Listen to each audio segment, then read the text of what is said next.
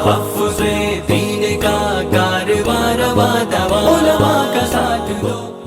ثانی انٹرنیشنل حج عمرہ tours and travels. حج عمرہ جانے کے خواہش مند حضرات اسکرین پر دیے گئے نمبرز پر کال کریں۔ امت کا اتحاد ہے،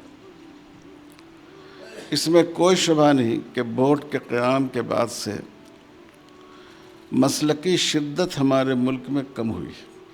ہم نے ایک دوسرے کے ساتھ بیٹھنا، ایک دوسرے کے ساتھ جینا، ایک دوسرے کے ساتھ گفتگو کرنے کا سلیقہ سیکھا ہے، اور اس کو ہمیں صرف بورڈ کے اجلاسی میں نہیں بلکہ ہر جگہ برتنا چاہیے۔ ہماری مسجدیں بھی اس کا مظہر ہوں، ہمارے تعلیمی ادارے بھی اس کا مظہر ہوں، ہمارے مدارس بھی اس کا مظہر ہوں۔ ہماری مسجدوں میں بھی تقسیم نہ ہو کہ یہ فلاں مسلک کی مسجد ہے، ہمارے مسلک کی مسجد فلاں جگہ ہے، ہم فلاں جگہ جا کر نماز پڑھیں گے۔ مسجد کسی مسلک کی نہیں ہوتی ہے، مسجد اللہ کی ہوتی ہے۔ ہر مسلمان اور اللہ پر ایمان رکھنے والے کے لیے پوری دنیا کی مسجدیں اس کی مسجد ہیں۔ اگر کسی نے اپنی زمین پر اپنے پیسوں سے مسجد بنا دی تو جس دن مسجد بن گئی اور نماز شروع ہو گئی، اس دن اس کی حیثیت بھی عام مسلمانوں ہی کی طرح ہو گئی۔ اب اس پر کوئی خصوصی اختیار باقی نہیں رہا۔ اسی طرح جو ہمارے جلسے ہوں، ہمارے اداروں کے پروگرام ہوں، ہمیں کوشش کرنی چاہیے کہ ہم مختلف حلقے کے لوگوں کو وہاں مدعو کریں، ایک اسٹیج پر نظر آئیں مختلف مسلک کے علماء، ایک شامیانے میں نظر آئیں مختلف فکر و نظر سے تعلق رکھنے والے عام مسلمان۔ اس سے کچھ آپ کو اتحاد پر کوئی تقریر نہیں کرنی پڑے گی، یہ آپ کا ایک جگہ مل بیٹھنا یہ خود اتحاد کا بہت بڑا پیغام ہوگا۔ ہر مسلمان تک پیغام پہنچے گا کہ ہم جن کے نام پر لڑتے ہیں وہ تو یہاں متحد ہیں، ملے ہوئے ہیں۔ تو بورڈ کا سب سے پہلا پیغام یہی ہے، بورڈ کی اصل طاقت مسلمانوں کا اتحاد ہے۔ بورڈ کے پاس نہ فوج ہے، نہ پولیس ہے، نہ یہ کوئی آتنکوادی تنظیم ہے RSS کی طرح کہ جس نے اپنا کوئی گینگ تیار کر رکھا اور نعرہ لگانے والا اور لوگوں پر حملہ کرنے اور ان کی موب لنچنگ کرنے والا۔ اس کی طاقت ہے مسلمانوں کا اتحاد۔ جب تک آپ کی وحدت ان کے پیچھے رہے گی، بورڈ قائم رہے گا، اس کو کوئی توڑ نہیں سکتا۔ اور دوسری ضرورت یہ ہے کہ ہم بورڈ کی اہمیت کو محسوس کریں۔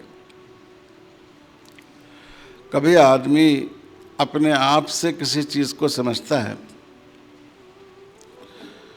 اور کبھی اپنی دشمنوں سے بھی کسی بات کو سمجھنے میں مدد ملتی ہے۔ آپ کو معلوم ہے جو شریعت مخالف عناصر ہیں، جس میں زیادہ تر سرکاری عناصر اور ایجنسیاں ہیں، انہوں نے بورڈ کو توڑنے کی کتنی کوششیں کی۔ انہوں نے شیعہ بورڈ بنایا، انہوں نے ہمارے بعض بھائیوں کو لے کر ایک خاص قسم کا سنی بورڈ بنایا، انہوں نے خواتین کا بورڈ قائم کرنے کی کوشش کی، انہوں نے ساؤتھ انڈیا بورڈ بنایا، انہوں نے دوسرے نام سے فلاح انسانیت کے نام سے بورڈ قائم کرنے کی کوشش کی، انہوں نے مسلم پرسنل لاء بورڈ کے مقابلے میں مسلم پرسنل لاء کانفرنس قائم کی، لیکن ان میں سے کوئی بھی کوشش ان حضرات کی کامیاب نہیں ہو سکی۔ بورڈ کے اندر کا کوئی آدمی بورڈ سے باہر نہیں گیا۔ تو میرے بھائیوں اور بزرگوں، اس سے آپ محسوس کیجیے، اب بھی جو اسلام دشمن عناصر ہیں وہ اس فکر میں لگے ہوئے ہیں کہ کسی طرح بورڈ کو توڑ دیا جائے، ان میں انتشار پیدا کر دیا جائے، فرضی خبریں پھیلا کر۔ تو اس لیے آپ حضرات سے درخواست ہے، اپنی صفوں میں وحدت کو قائم رکھیے اور اپنے اتحاد کو ٹوٹنے نہیں دیجیے، آپ کی صفوں میں کوئی انتشار پیدا نہ ہونے دیں۔ رسول اللہ صلی اللہ علیہ وسلم کو اس کا کتنا زیادہ خیال تھا۔ ہم سب جانتے ہیں حضور صلی اللہ علیہ وسلم نے فرمایا کہ امام کو صاحب علم ہونا چاہیے، صاحب ورع ہونا چاہیے، قرآن سے واقف ہونا چاہیے، اقرؤہم عالمہم اورعہم، ان کو امام ہونا چاہیے۔ اس لیے کہ الامام ضامن، امام ہی مقتدیوں کی نماز کا ضامن ہے۔ یہ بھی حضور صلی اللہ علیہ وسلم کی تعلیمات ہیں۔ لیکن دوسری طرف حضور صلی اللہ علیہ وسلم نے یہ بات بھی ارشاد فرمائی، صلو خلف کل بر و فاجر،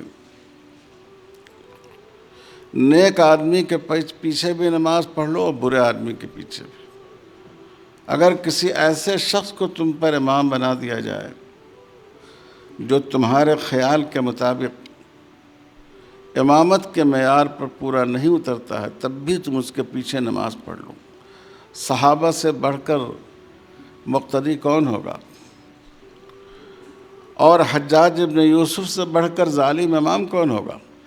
خواجہ حسن بصری رحمۃ اللہ علیہ فرماتے تھے کہ اگر تمام امتوں کے ظلم کو ایک پلڑے میں ڈال دیا جائے اور اس امت میں صرف حجاج ابن یوسف کے ظلم کو ایک پلڑے میں ڈال دیا جائے تو یہ پلڑا جھک جائے گا۔ لیکن صحابہ نے بھی حجاج ابن یوسف کے پیچھے نماز پڑھی۔ کیوں پڑھی؟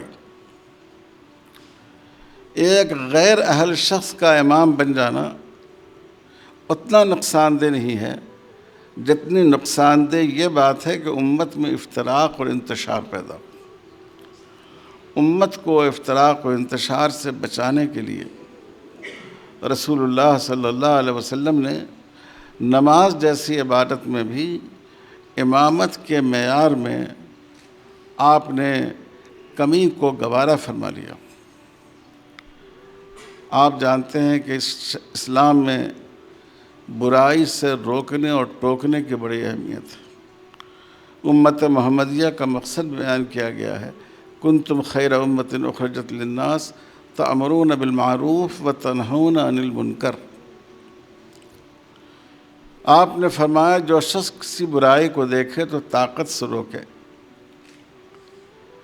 طاقت سے کام نہ چلے تو زبان سے روکے، اور زبان سے بھی کام نہ چلے تو دل سے روکنے کی کوشش کرے، برا سمجھے، ارادہ رکھے کہ جب اللہ قدرت دے گا اس سے روکیں گے۔ لیکن ایک بار آپ نے حضرت ابو ذر غفاری رضی اللہ تعالیٰ عنہ سے فرمایا کہ ابو ذر ان قریب ایسا وقت آئے گا جب تمہارے عمراء ظلم کو اپنا شعار بنا لیں گے، وہ تم سے اپنا حق وصول کریں گے اور تم کو تمہارا حق نہیں دیں گے۔ ایسے موقع پر تمہارا کیا ری ایکشن ہوگا، کیا رد عمل ہوگا؟ انہوں نے کہا اللہ کے رسول، ہم ان کو نو کے شمشیر سے سیدھا کر دیں گے، ہم ان کو تلوار سے سیدھا کر دیں گے۔ آپ صلی اللہ علیہ وسلم نے فرمایا کہ ایسا نہیں کرنا، اس سے امت میں فتنہ پیدا ہوگا۔ صبر سے کام لینا یہاں تک کہ وہ بھی اللہ کے دربار میں آ جائیں اور تم بھی اللہ کے دربار میں آ جاؤ اور اللہ کے دربار میں حساب و کتاب ہو جائے۔ کیوں حضور نے یہ بات فرمائی؟ امت کو اختلاف سے، انتشار سے اور خو آشامی سے روکنے کے لیے۔ تو اس لیے بہت بڑی ضرورت اس بات کی ہے کہ ہم اپنی صفوں میں وحدت پیدا کریں، چاہے جس میدان میں ہوں۔ مسلمانوں کے نقصان کا اصل سبب ہمارا اختلاف، چاہے ہماری سیاسی بے وزنی ہو،